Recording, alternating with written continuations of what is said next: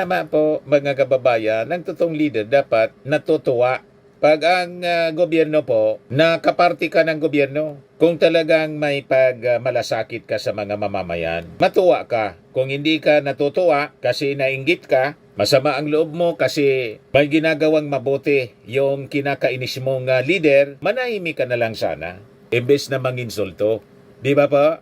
Sabi nga ng ilang mga congressmen, ibang mga congressmen po, ang dapat ginagawa ni Sara, ipaliwanag niya kung paano ginastos yung pera ng bayan. Until today, ayaw niyang magpaliwanag. Hello po mga kababayan, si Dante Maravillas po, vlogger, broadcaster from Albay, Bicol Region. 15 days na lang po before election. Personal nating pinapakiusap po sa inyo, number 1 natin si Abalos para senador. Kasi number 1 naman talaga po siya. Ang number niya, number 1, para makatulong ng ating Pangulong Bongbong Marcos sa pagpaunlad sa ating bansa. Is the most qualified mga kababayan among the senatorial candidates. Gusto niyang tulungan ng mga magsasaka. Yan po si Benhur Abalos. Sa mga magsasaka, ito lang.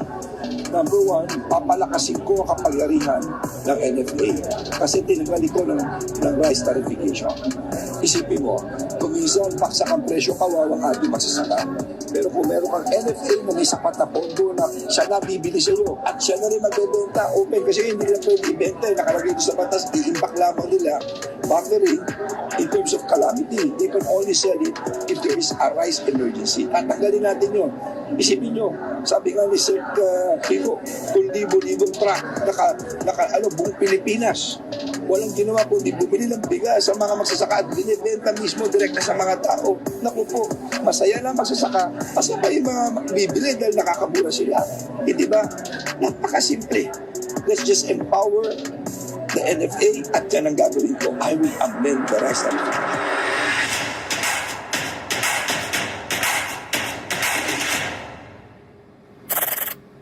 Yan po si Benhur Abalos. Solid Abalos po tayo sa Senado.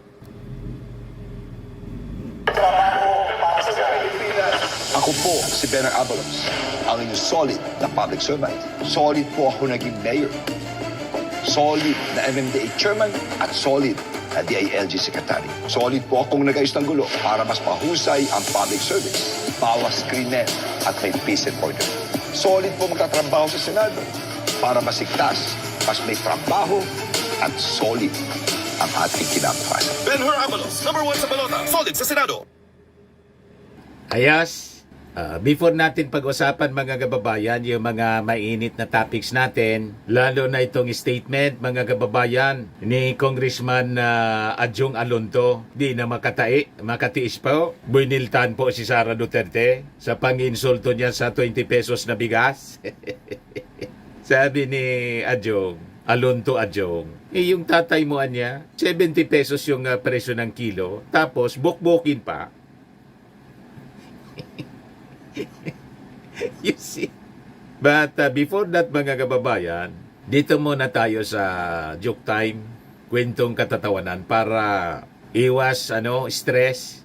Padala ni Del Labao Erino, taga Pasay City.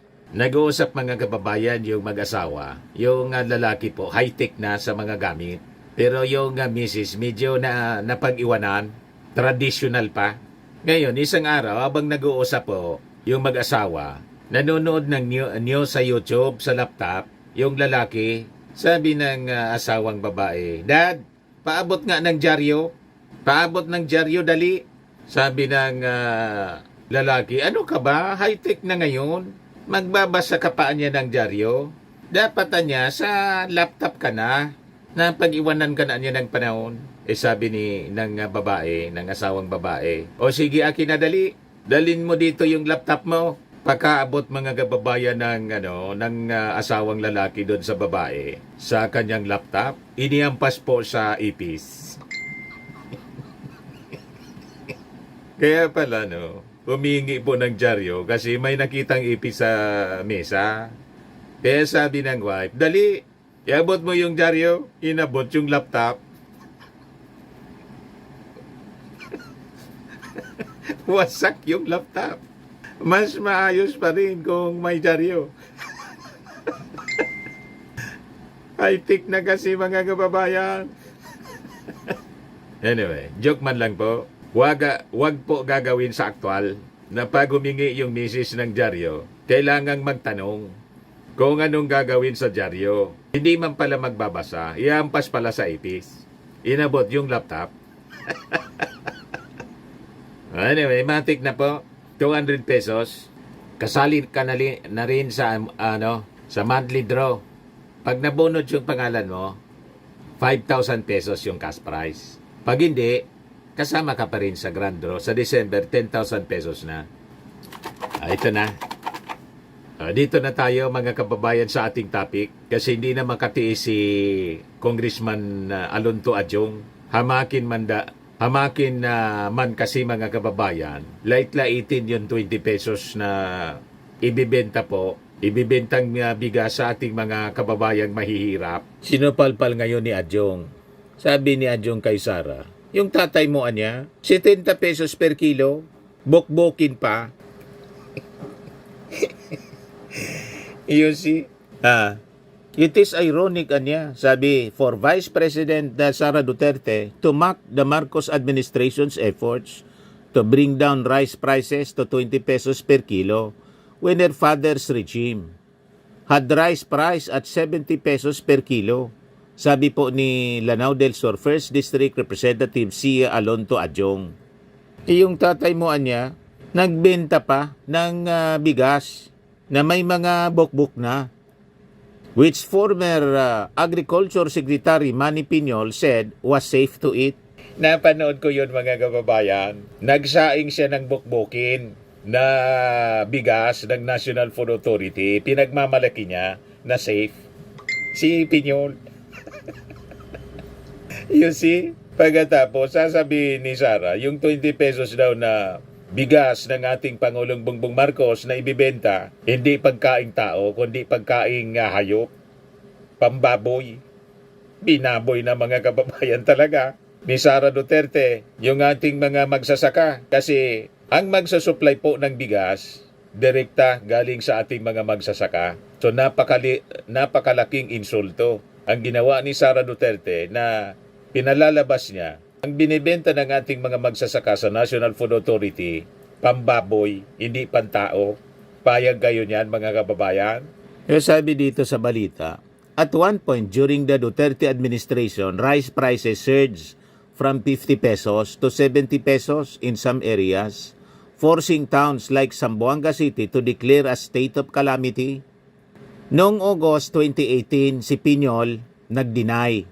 But he eventually admitted that rice prices went as high as 80 pesos per kilo doon sa Tawi-Tawi. Kita ninyo? Pagkatapos, nilalait ni Sara yung ating administrasyon. Mas malala during the administration ng kanyang tatay, umabot sa 80. Ngayon, wala mang ganyan po. You see? At saka si Digong, nag-promise siya, ibababa niya sa 7 pesos. Yun pala, 70 pesos. At 80 pesos. Yung ibig sabihin niya mga kababayan, hindi man 7 pesos. Pero yung 20 pesos ng ating Pangulo, pinagtatawanan. Iniinsulto, nilalait, at sinasabing imposible niya. Imposible yung 20 pesos, pero posible sa inyo yung 7 pesos. Ngayon, tinutupad na yung 20 pesos per kilo, galit si Sara.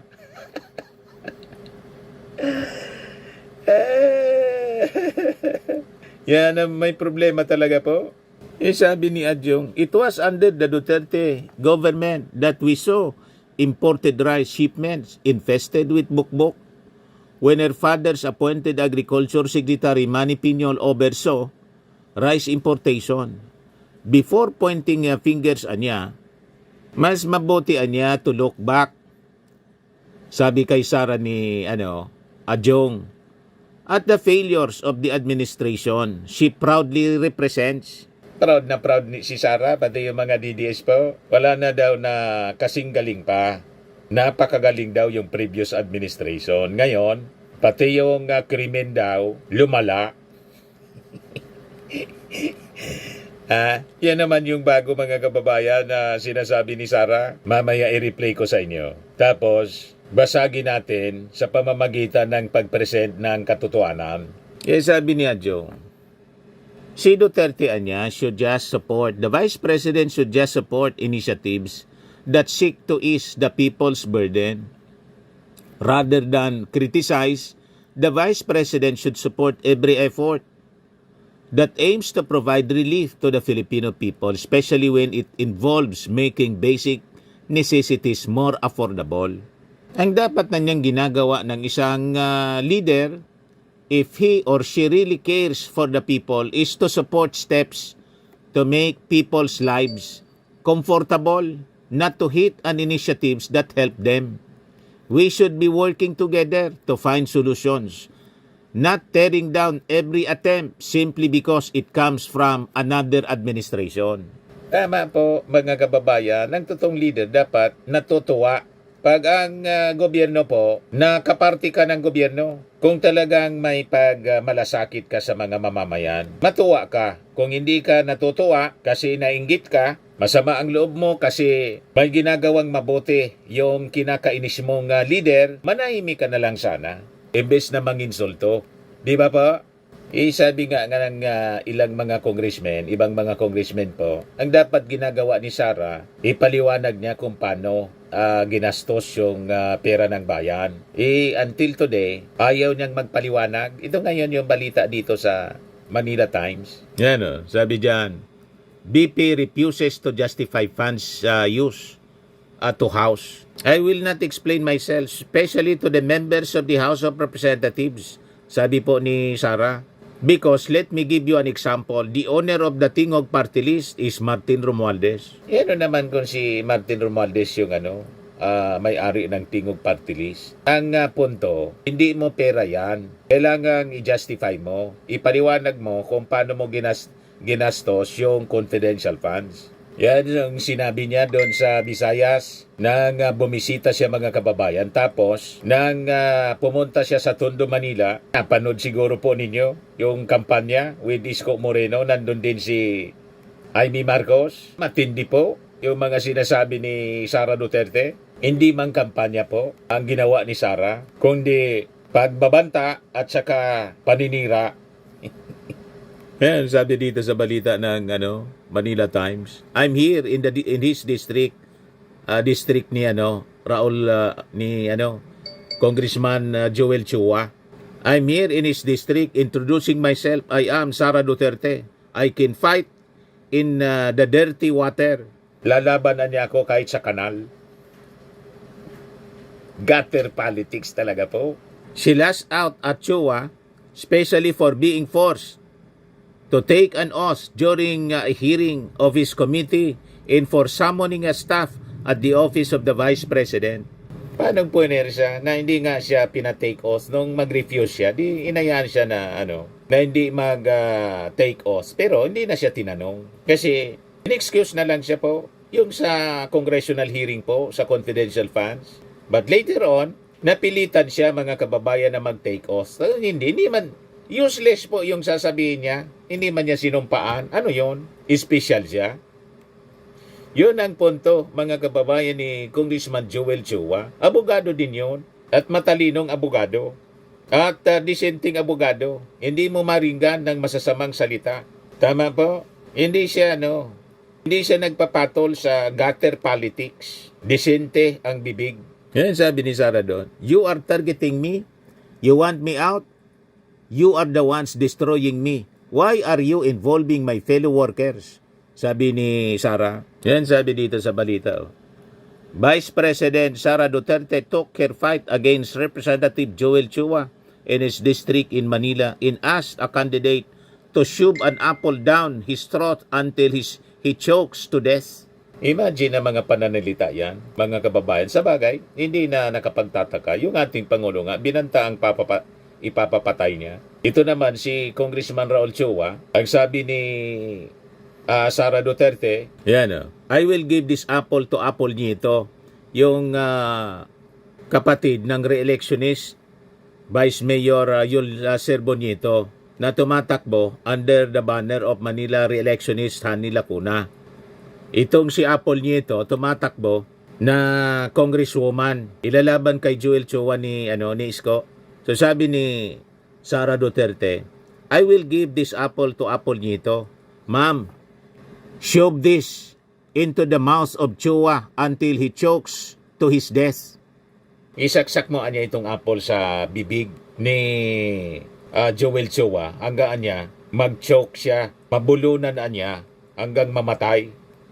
Talagang matindi po, mga kababayan. Itong si Sara Duterte, manang-mana sa tatay. So, kung bibigyan siya pa ng pagkakataon mga kababayan na makapaglingkod lalo na bilang Pangulo, hindi siya i-convict ng mga senators. Talaga pong dapat siguro yung mga senador ang dapat i-convict. Napaka-violente po ni Sara Duterte magsalita. Isasaksak daw niya yung ipapasaksak niya kay Apple Nieto yung apple sa bibig ni Joel Chua hanggang mabulunan niya at mamatay. Ganon katindi. Ganon kabalahura mga kababayan. Gusto ninyo ng isang public servant na ganyan? Yan Sabi dito sa report ng ng Manila Times. Pakinggan ninyo kung paano siya magsalita mga kababayan. Kung gaano ka-arugante na gusto niyang ipaabot sa mga tao na napakatapang niya. Yan Ako, si Sara Duterte, kaya ko makipag-away sa kanal.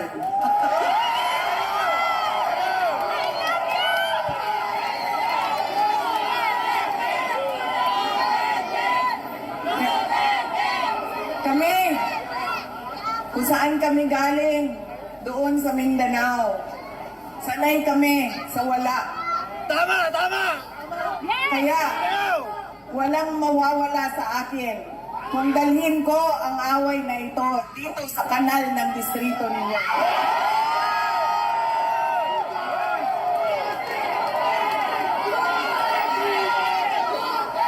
Grabe ng kabastusan to.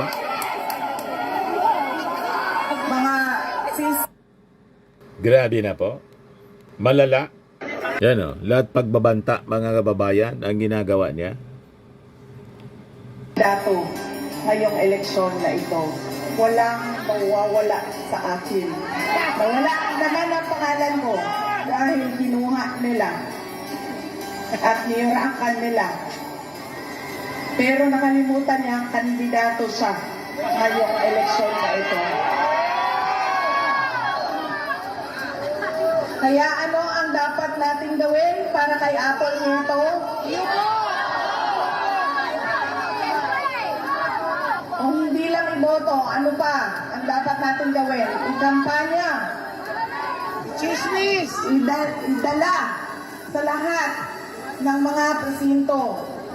At sabihan ang ating mga kasama, bigyan nyo ng zero. Yang putang inang Joel Chua.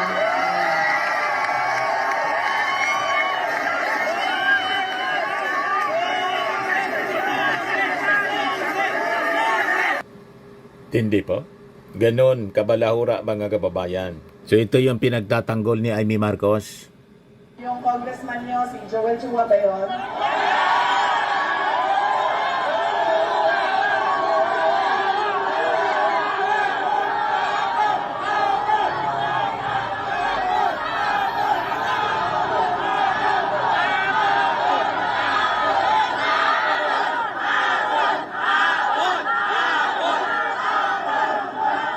May sumisigaw ng Marcos. Kaibigan ko na tiga Cebu, na kaibigan din niya. Sabi niya, pare, bakit mo naman ginaganyan si Sara? Wala naman niyang ginawa sa iyo. Sinisira mo ang pangalan.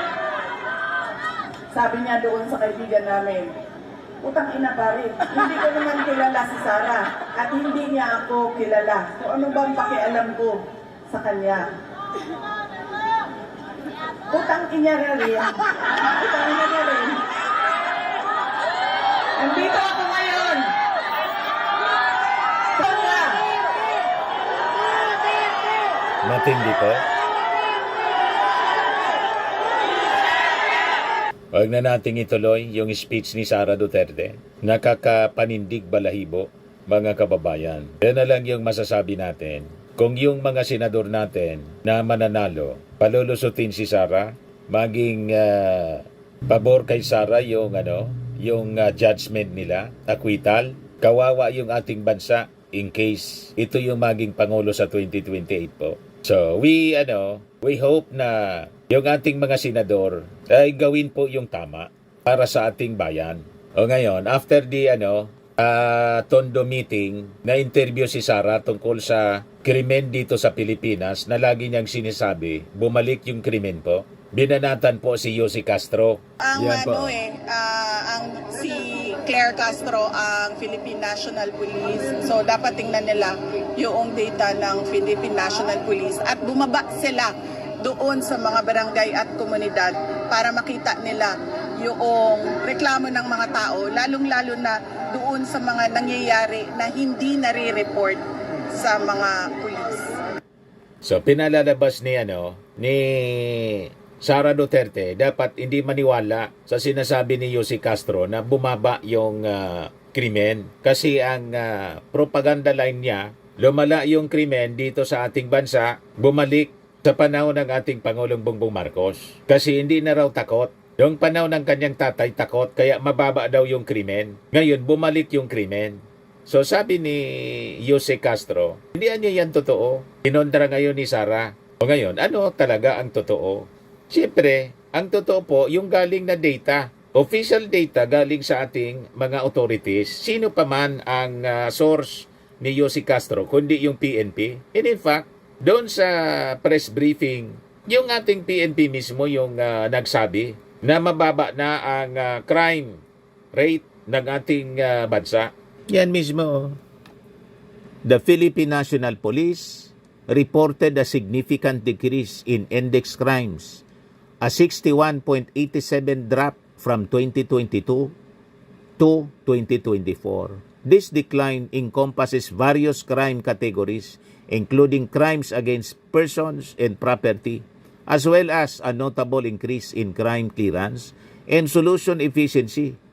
Specifically, the PNP noted a reduction in murder, homicide, physical injury cases as well as a decrease in robbery, theft, and carnapping incidents. So yan po ang katotohanan dyan, mga kababayan. Yung mga krimen nga, yung latest, yung kidnapping po sa isang negosyante, nahuli agad, mga kababayan, yung suspect.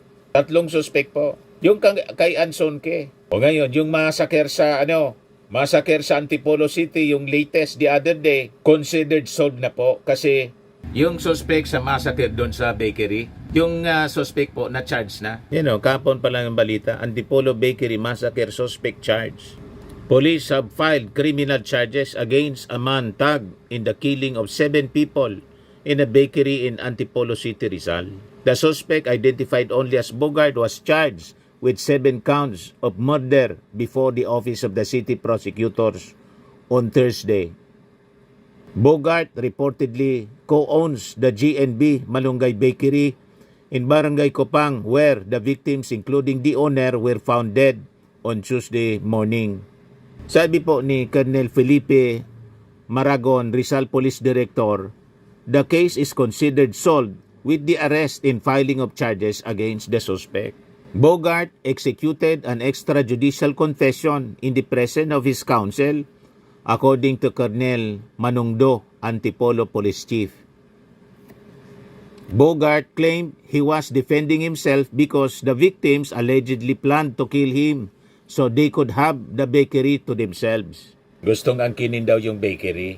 Magkakasosyo sila. Yan ang aligasyon ng suspect. So makita ninyo, mabilis ang solusyon sa mga crime incidents na nangyayari dito sa bansa. Kaya malabo ito pong sinasabi ni Sara Duterte. Po ang ang si Claire Castro ang Philippine National Police. So dapat tingnan nila yung data ng Philippine National Police at bumaba sila doon sa mga barangay at komunidad para makita nila yung reklamo ng mga tao, lalong-lalo na doon sa mga nangyayari na hindi nare-report sa mga pulis. So paano man isosolve yung sinasabing crime na hindi man nire-report. Pag hindi ni-report, ibig sabihin yan, yung mga sinasabing crimes, baka hindi man nangyari, kwento mo lang.